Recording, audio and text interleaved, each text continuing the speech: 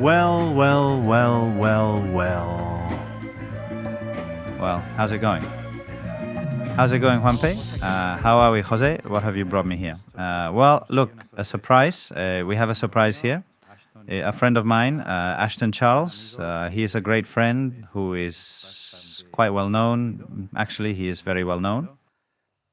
Now, in a moment, we're going to let him talk with us because this is also a multilingual experiment. We will be using different languages for our audience. It will be all in Spanish, or all in English, or all in Japanese. But we are going to do the interview with AI a bit on the topic of translations. Yes, the idea, guys, as we shared beforehand, is we will switch to English to communicate with Ashton, but you will hear it in Spanish thanks to AI technology, which will process the audio to make it so. Okay. All right. All right. All right. Hello, Ashton. Hello. How are you both? How are you? It's good to see you. Yeah, it's been a minute, but yeah, doing great. Okay. We are so happy to have you here. So let me tell our friends, Ashton is a great colleague. He's been working with us in very strategic projects during the past.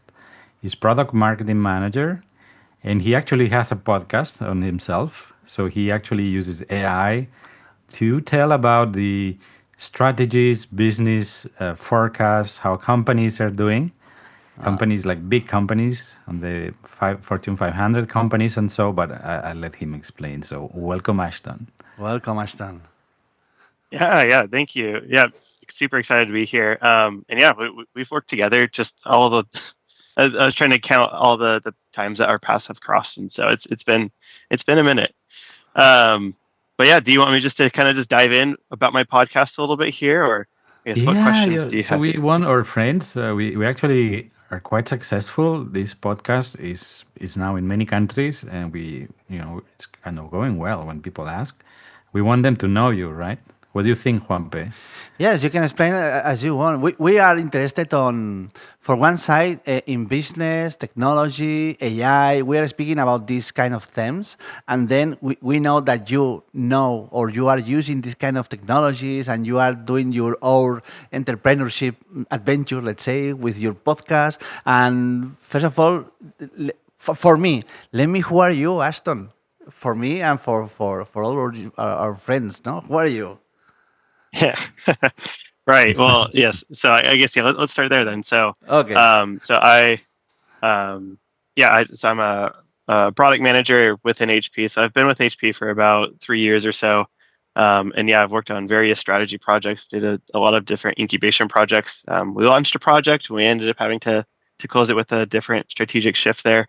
And that just happened just a few months ago there. And prior to HP, though, I actually was working at a large CPG company, Kraft Heinz. A lot of people know them with ketchup, mac and cheese, all that stuff. So I can tell you everything you want to know about French fries and ketchup, tater tots, all those things. And that's where I really developed a love for technology. When I was looking at all those potatoes and French fries, I was thinking, this isn't my passion. I want to get into technology a little bit more. And so I must say, I never had a connection between French fries and technology, but I think looking forward. Exactly.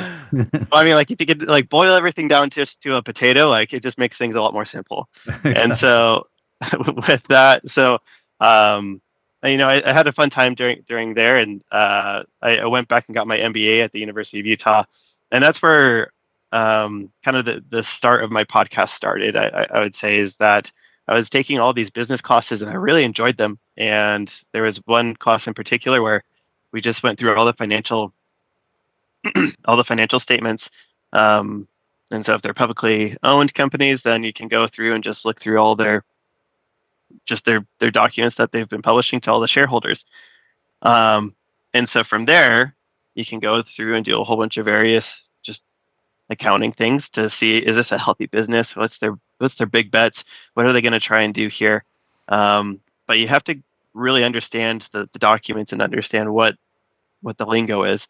And so in that class, I was thinking, it'd be really fun if there was a podcast that could just, take these really intense documents and just put them into a fun fun media for someone to consume that. And so Right. I talk with people that aren't really well versed in some of those accounting terms, and I think it's all really interesting to see, okay, well, what are these big companies? What are they trying to do? And it's all publicly known or publicly just access documents. It's just a matter of, can you Yes. understand them? And so from there, that's kind of the idea where it's like, well, when I get time, I want to go back and let's grab these documents. They come out every quarter. So there's an endless amount of material. And from there, then let's see, can I make this into an entertaining segment? And after that, that's where AI kind of really exploded. And like OpenAI opened up Dolly, and all like the whole AI wave kind of started after my MBA program. And so then this is where, life gets a little busy. I was like, I kept on thinking about podcasts. Like, maybe I'll get some time. And yeah, just this past month or so, I was thinking, okay, well, actually, I've looked into some of these other models now to where they're called RAG models, or I believe it's like retrieval. Well, this is embarrassing. I can't remember the acronym RAG, entirely. retrieval augmented Yes, generation, no? Retrieval exactly. augmented generation, no? Yes, there we go. Yeah. Okay. Very So good. the premise of there is that like there's the larger LLM, and it's been already trained and everything to understand reasoning and all that stuff. But then you can go and put in your own documents, and then it within that RAG model, it really just pulls just from the specific documents. And so I started looking into some of those, because then you can go and take these financial documents, put them into this RAG model, and then have that AI pull directly just from those sources. And it reduces the amount of hallucinations immensely, actually. Yeah. And so if you're just doing the larger LLM, there's that opportunity for hallucinations just kind of plugging in their own thing there.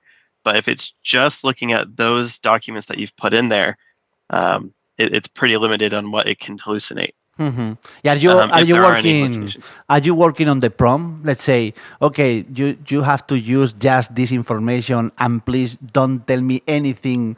And if doesn't appear here in the document, you are specifying, don't hallucinate, please, in your prompt when you're asking. Yes, Yeah. I mean, it's a really good point. So I do bring that up, just where it is within the prompt of being like, I want you to specify where you're getting this information, and to be able to cite any claims that are coming up. And so just the model that I've found, it does a really great job at citing. If it says, this business had a revenue of X amount, it has the little site there, and it says, oh, actually, this business, their big claim is AI glasses or something like that. It will then have a little footnote that then takes me to where they actually found that within the financial documents. And so it's been helpful just to be able to see and kind of fact check within there, because I mean, you don't want to be, having a hallucination within it. It's not really ideal. What I find so interesting is that oftentimes you get all this data, financial data is complex, and it is financial engineering really. Like you get all this data, you at the end of the day don't know anything. Like, is it good? Is it bad? Is the company doing good? Is the company doing bad? I'm not a finance person. I understand a bit, right, because of the work, of course, but if you're able to make the AI digest all these numbers and explain them, right, what are the implications, and also based on the context, what's going on in the world and where the trends are going, and make some sense out of it. It's like having your own like expert, right, whispering like what's going on, right? Oh yeah. Well, that's what I've been able to kind of go through this whole process. Yeah, I feel a lot more knowledgeable of, okay, well, what's going on in the tech industry here, and just being able to understand, okay, what are the companies, what are they betting on, what are their big investments going on, Right. And yeah, just being able to have AI, or just have this little expert say, well, actually, like this is a big bet. They were down last year. They're continually being down, and like all the chips are in right now. And like if I just would not have really understood that without this AI expert there. And so it's just being able to understand kind of historical some of the data there too, because the financial statements have have historical data, and so it's just being able to put everything in context that would take a finance expert a little bit more time than just. Of course. I mean, it takes about 10 minutes or so if you know what you're doing with an AI. So have you found anything like earth shaking, like, any like insights that you wouldn't have found otherwise? Like, tell us some success stories there. Yeah, well, I mean, that's the $1 million question, right? I mean, I was talking to someone and they're like, so what's the end game here? Like, do you want this podcast to be able to help people with investments, or like what's going on here? I'm like, okay, well, first off, I mean, it's you can take whatever you hear on my podcast as, a grain of salt. So like I'm not liable for any investments Sure. that you make based off of these podcasts here. Right. But yeah, I mean, that is one of the end games. There is like, hey, would I want people to be a little bit more educated on what are these companies doing, and if they feel confident enough to where you can make an investment in there, then yeah, like go ahead to do that. As far as like big juicy secrets or like something that's like, oh whoa, I didn't know about this. I think so. My first episode I played around a lot with was actually Netflix. Netflix has always been really interesting to me, and this isn't, I guess, maybe like earth shattering, but just something from what they declared in their documents was that this past quarter they're no longer going to They're no longer going to be reporting their subscription growth, so their Okay. subscriber numbers, and instead they're really just going to be focusing on profitability. And so that's in my mind, that's a shift then for Netflix, because Netflix has always been about get as many subscribers as possible, just get as many people into the system. And that's, I mean, everyone knows Netflix, everyone has Netflix. And so you can see pretty much everyone else is trying to catch up to where Netflix is when you look at the streaming wars right now. And to see that Netflix is now going to no longer use subscriber growth as a key performance indicator, it then tells us, okay, well, now they're going to try and extract growth with their install base, with the people that are already with Netflix. So that potentially could mean where they're going to put in a whole bunch of ads and charge for things within that subscription already. And so the user experience may go down. But that being said, that they may also have some other ideas to where you can go and bring some more value for that user, but then the prices may go up a little bit more because they're making the experience better. So it'll be interesting just from a user perspective how Netflix is going to evolve now that they're no longer focusing on growth, and now they're going to be focusing on profitability. Yeah. So Interesting. nothing like earth shattering, but I was like, oh, okay, No, this is something I didn't yeah. know. And so I find it yeah. so interesting. At the end of the day, this is what you're saying. I mean, it gives you this insight about the strategy of the company. Even before they actually do any move, you already see them preparing for. So I think it's so interesting. Yeah, I have a question, Ashton. Are you saying in your AI generated reports, that companies are actually using or they are impacting using AI? Are you saying in your reports, when you are analyzing that they are using something like magic AI or something related with technology, that they are reporting some better performance, something related with AI? You can see that information in your reports, or it's just financial side, or Well, so let's see. I understand the question of, are the companies reporting about AI or with AI? about Or the question. about, okay. Yeah, it's about. Yeah. So I think, well, so I'm trying to think Well, yeah. on, because I haven't. For instance, Google is claiming that I don't know, 30% of code is developed by AI. Well, what does it mean in financial terms, or in performance terms, when the large percentage of the code is generated by AI? If they are doing that, is for some reason. I can guess that the reason is money. No. Yeah. Oh, yeah. It's all about that cost savings, right? And yeah. So I guess so. With that specifically, so the companies that I've gone fine-tuned enough, there hasn't been like a big push with AI, but I do know because I have started doing like, let's look at Google, let's look at Meta, let's look at all these other companies that are leveraging AI a lot. And yeah, for those companies, I mean, it's all about reducing the operating costs there. And so if you need to reduce headcount and things, then let's put AI and really leverage AI and reduce a lot of the infrastructure, a lot of the, I guess, as they say, like trimming the fat to just kind of bring down headcount a little bit more and have every user or every person leverage and use AI more. So then each person counts for like 3 people now that they have AI. It's kind of like is a strategy that I've seen kind of emerge a little bit there. But it's different with each firm. It's interesting because some people are saying, okay, well, no, AI it's a tool and it's not going to reduce any headcount. If anything, it's just going to make our workers better and more efficient. The way that I see it, actually, my undergrad being in manufacturing, and I have a manufacturing background. It's so I don't know if everyone's seen the Willy Wonka movie. Yeah. I think Yeah. it's not the yeah. So there's the original one, and then there's the one I think that Johnny Depp's in there. And so there's a scene where Charlie's father, he's working at the toothpaste factory or something, and like he's going and like putting on like caps onto toothpaste, but then all of a sudden a robot comes in and takes that role. So he's no longer putting caps on, and now his job is to go and help and certify that robot and work on that robot. So it's not that AI is taking away the jobs or that the robots are taking away the jobs. It's just making Charlie's dad now has a more technical job. I think like a little bit more fulfilling of a job than just putting a toothpaste on a cap on a toothpaste lid or something like that. So that's kind of the idea there is, AI is coming in. It's not going to reduce all the stuff. It's just making the workers better. Like we'll all be able to be more competent and a lot more efficient in our work. And, some of the tedious stuff, we don't want to do that anyways. Yeah. Like let's get into the fun stuff.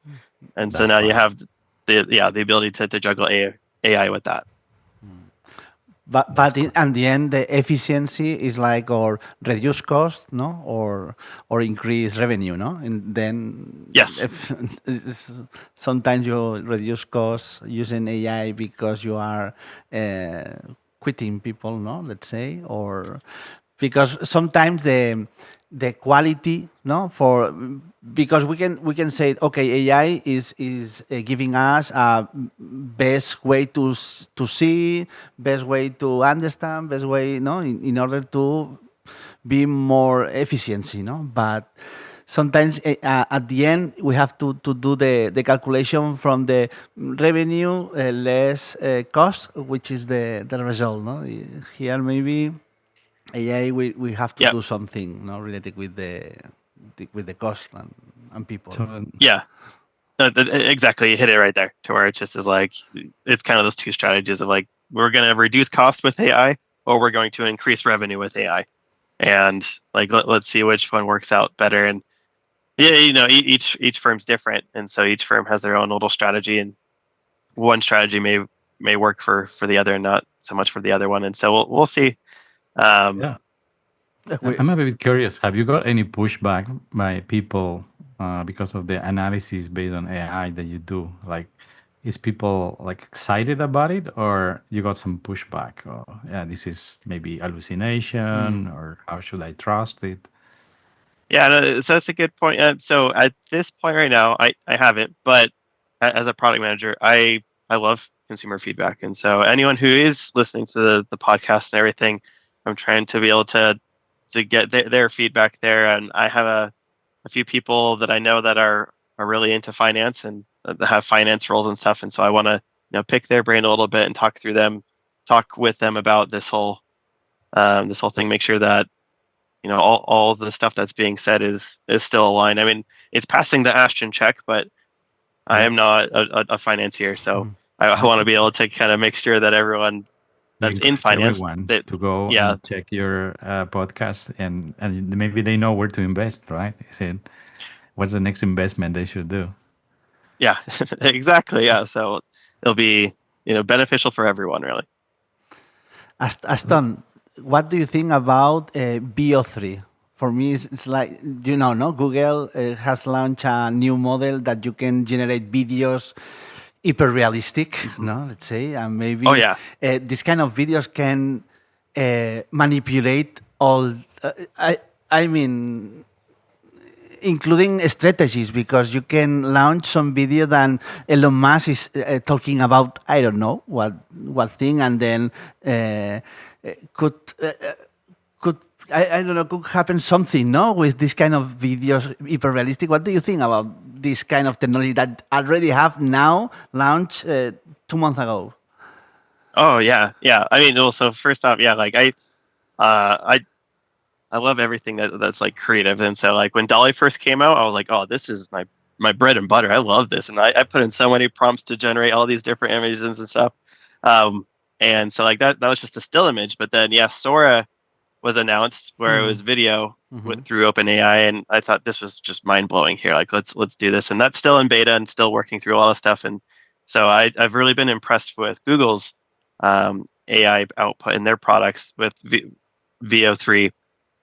And the videos that I've seen, like I think it's really impressive to see how far we've come, really. And the strategy that I'm seeing, or at least what I've been reading about now, is that with this type of technology, I think we're at that cusp of when this isn't as like super, in my mind, like super great, but I think we're now going to be getting like ultra personalized um, advertisements, Mm. to where it's like we have the data of like, hey, this is Ashton Charles. We know everything about Ashton Charles, like what he likes to look at. Like he likes these types of cameras, these types of things.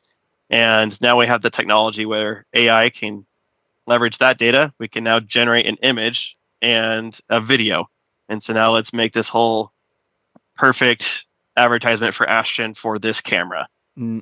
And so I think like that's a big bet that I believe a lot of these firms are going to start using AI specifically with image and video generation.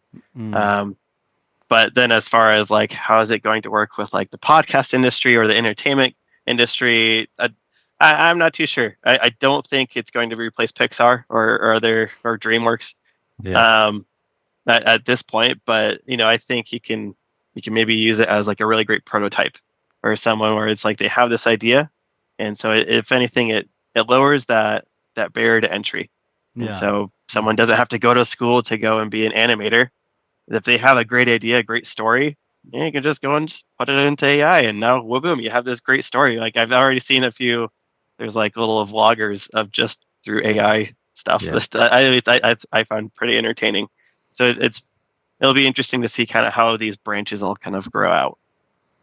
And so in that line, then, what do you think product managers should do? Because now they can have their own creative team working for them, right? What do you think the life of a product manager is going to be in this AI age? What do you think? Oh man, this is the time to be a product manager. At least I don't know. I'm having so much fun, and with AI, it just makes things so much easier. To where if I have an idea or a concept of something new, I can just now go to AI real quickly, um, and type in some generation, and be able to get it in front of a customer. And so I mean, it's not an MVP, it's not a full blown product or something like that, but it's enough of a concept. And so Right. much as a yeah. So as a product manager, you're a storyteller. Like you need to be able to convey your idea, and a piece of paper or like a PowerPoint deck can only go so far. When you in turn, if you use AI, you can maybe even have like a low code like web page or something that actually like shows you like this is an actual product. That's kind of like paint a door a little bit there, smoke and mirrors. But you can then go and convey your idea a lot better and a lot more succinct. Um, and so I mean, I've already started using AI just for that sense there, and I haven't worked in VO3 or video generation yet in some of my product ideas. Um, but I mean, I'm sure in the next few months I'll be able to figure out something there. Wow. Looking forward to see that actually. Well, I'll keep you in the loop there. Okay. Very good. Very good. So I think the world is changing definitely, and you know, in your project, you're saying you're very lean, right? You want to see the value, how this is evolving. What do you think is going to be the evolution of all of that on the strategic side of planning, right? On what do you think will happen when everyone has all this power? Yeah, so it's an interesting question because I think that's where everyone's like, what's going to happen now that like everyone has all this, and like, I mean, there's the huge trend of like you could do all these side gigs, and the side gigs really aren't like, even though you have the tools, you still need to understand like how to use the tools really. And just even within your normal gig, not even your side gig, but just like if you have the AI tools, you still need to know how to use them. And so, I mean, what I've seen is just a lot of firms, everyone, they're really trying to push AI training, and I think just everyone should try and reach out and just try and get some familiarity with AI, understand how to use it, at least just the bare basics of it, just to be able to have a meaningful conversation, but then also being able to leverage it within your own work or your own passion projects. Like that's my own podcast is just my own passion project, and so with that, I'm able to learn a lot more because now that I'm using AI. And so I think it's going to end up kind of like that, to where it's just going to be this tool, and for those people that have really flexed and built up that AI muscle, they'll be able to go and do a lot more than the people that maybe have just put it on the side. They may get left behind a little bit more. I'm just thinking about, in the past, having access to tools for research or analysis used to be a competitive advantage. No, you have this kind of tool. Well, no, not this kind. The other tools that we had in the past, and it made companies powerful.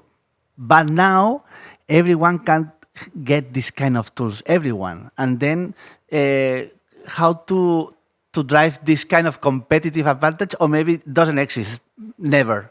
This, because everyone has the powerful of OpenAI. No, you can open up the chat GPT and ask whatever you want, but you can do it. Your competence can do it. Everyone can do it. No.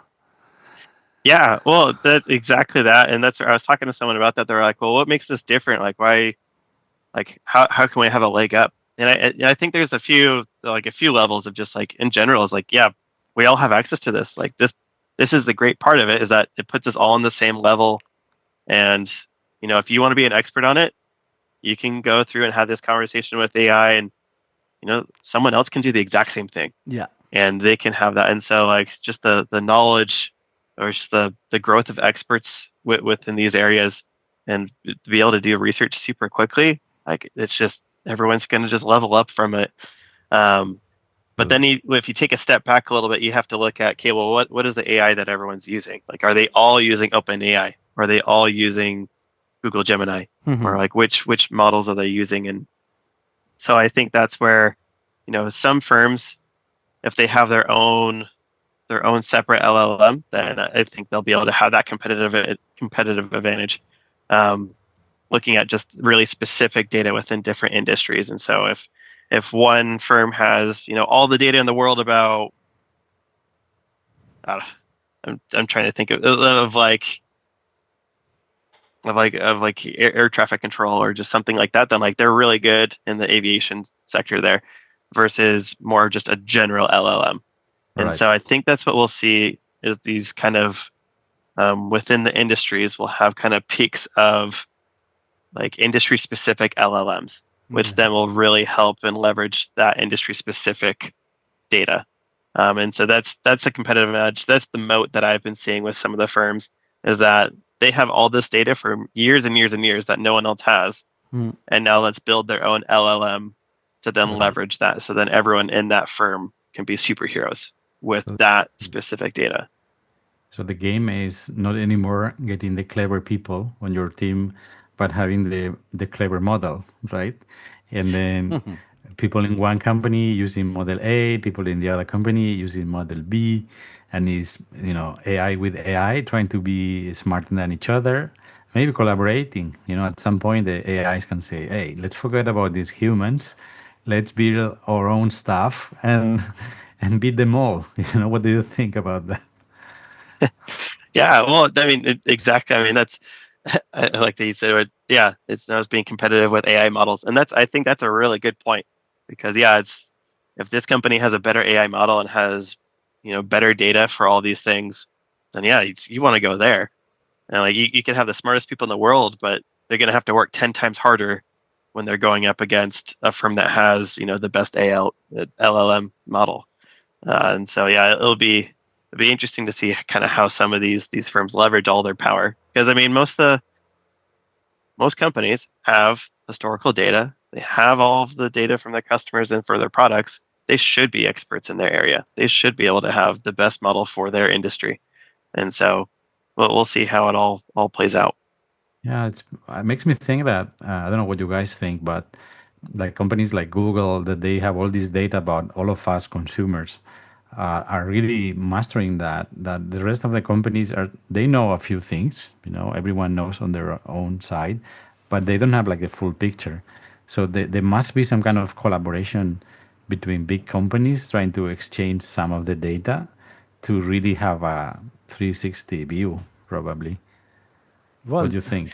this is the advantage that China has, no? Because China has all the data and they are China has everything. yeah, they have all the data for no, of every people, and then they are maybe winning this war, no, of AI models. So, they are competing, no, in this war of AI, China versus USA, and I think it's because they have the control of the data for all the population. And maybe in Occidental world, they have to manage or deal between several companies, no, to get this 360 view, no, for the person. Mm. What do you think, Ashton?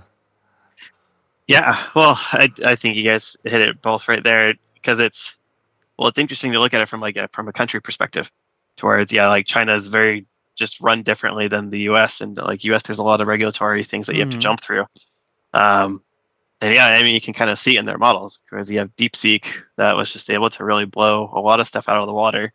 Um, that being said, you have to look at kind of where's the data that they got to train on DeepSeek and build all that.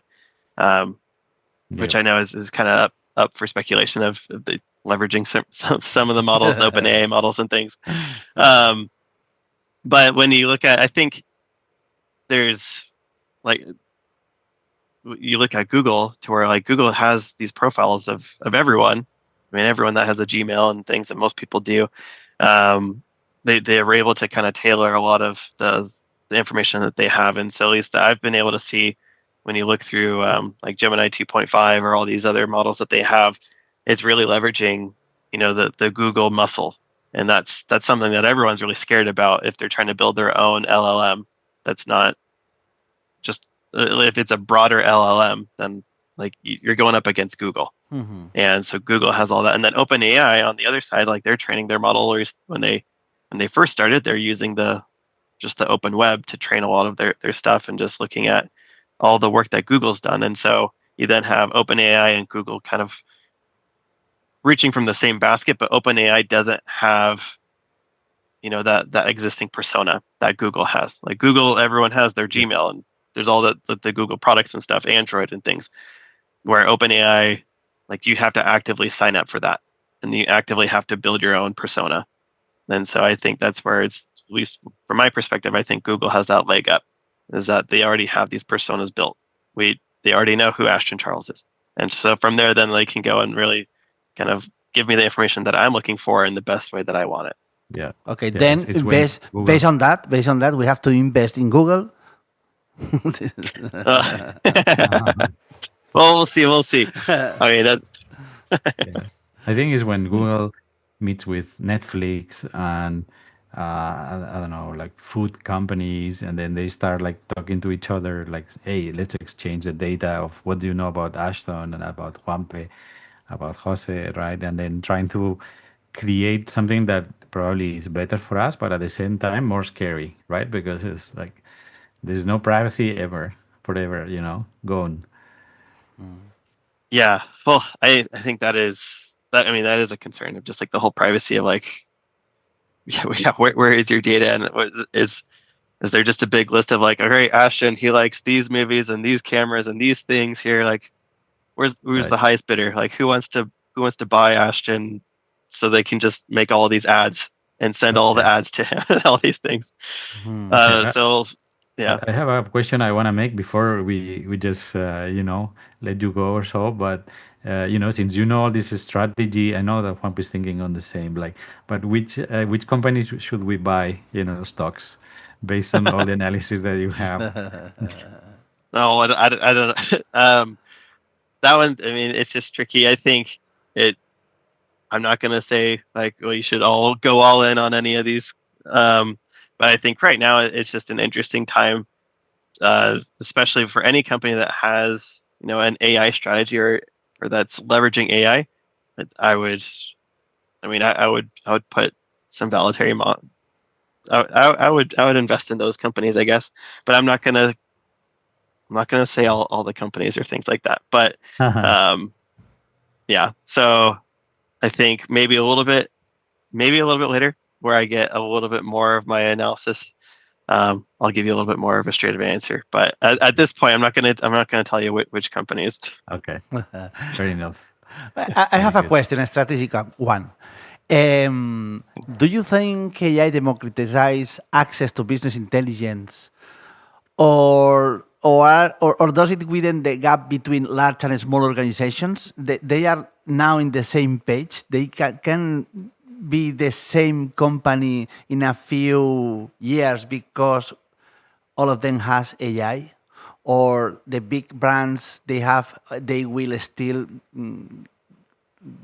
having this big brand, and with this it's impossible to competitive with a small. Well, I don't know, because we know OpenAI started as a small company, no, and now is a big company. Well, what do you think? AI is reducing this gap between small and big companies? Uh, yes. Well, so that one's in. there- There's a few ways to look at that one because you have to look at it from like a platform role or like are they using AI, and so like are there is their end game like is or I guess their end product here is it an LLM? Like are they looking at like here's the AI platform? And so like OpenAI, they've taken the approach of like we are the platform for AI. And so people can build stuff on top of Hmm. OpenAI's LLM.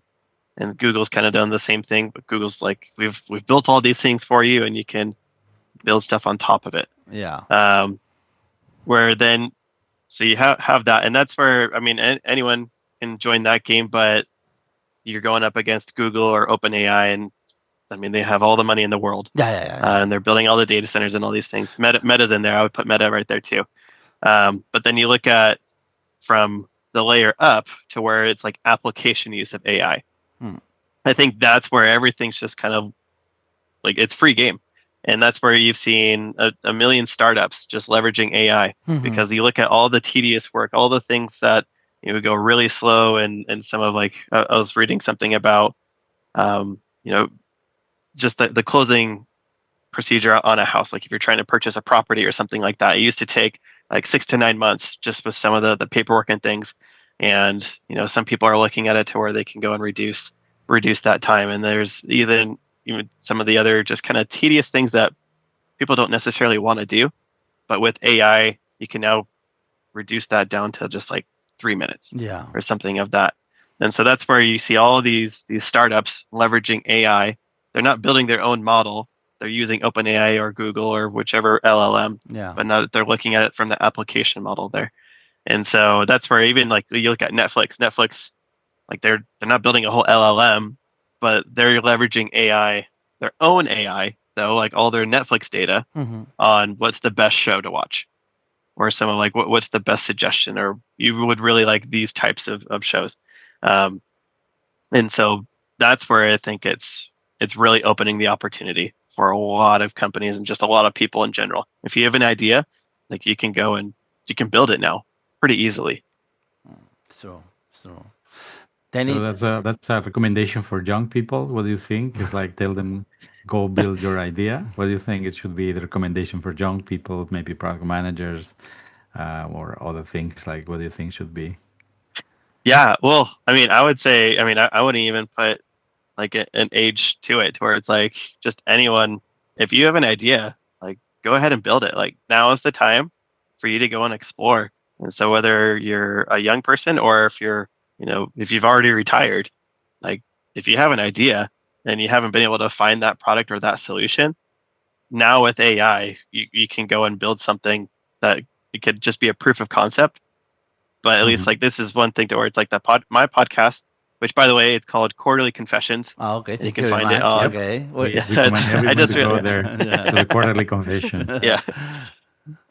And so that you can find it wherever you're listening to your podcast there. But with that, like it just started off with like, I want to know more about company strategies. Like, so it Mhm. was something just more for me, and like I want to consume it in a podcast format. And what I've found is that, a lot of people actually really like that. And so it worked out in that way. But I mean, I recommend if anyone has just an idea, or if they find, a gap of something, or if they're finding something that's really tedious, see, hey, how can I use AI to build a solution here? And then I mean, you can mess around maybe for about a week or so, and you should maybe have a decent proof of concept. Mm. Maybe when you are Very good. creating a startup, 2 years ago, that you have to find your co-founder, and maybe you don't need it now, no, because you can make your co-founder based on AI, no. If you are well doing sales, you can get your CTO in AI, no, or if you are good as a CTO, you can get your community manager using AI, no. Now you can. I don't know if going alone you can go farther. I don't know. Maybe here we have to speak about the team management and so on.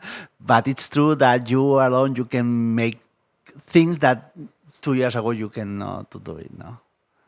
Yeah, that actually, like that's, I literally know people like that. Like they had ideas, and like there's a salesperson, like they didn't have any like coding experience or anything like that.